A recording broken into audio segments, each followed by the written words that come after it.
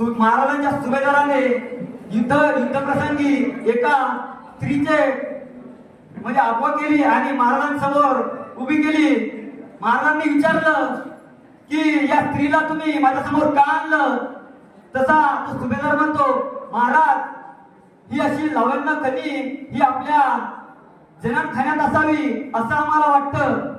महाराजांची तलवार त्या मस्तकात गेली आणि महाराजांनी सेवकाला इशारा दिला आणि सेवक आतमध्ये गेला आणि तो वेळ त्यावेळी ती माऊली इनवण्या करत होती. तिला वाटलं जे माझ्या सैन्यासोबत झालं ते आता महाराज खनीच्या हातामध्ये ठेवली. त्यानंतर हातामध्ये ठेवून महाराज त्या लावण्य खनीला म्हणतात, अशीच आमची आई असती सुंदर रूपवती. लक्षात ठेवा महाराज काय म्हणतात, अशीच आमची आई असती सुंदर रूपवती, आम्ही सुद्धा झाला असतो वडले छत्रपती. म्हणजे महाराजांनी काय केलं की परस्त्रीमध्ये आपल्या आईचा दर्जा देणारा महाराज म्हणजे छत्रपती शिवाजी महाराज.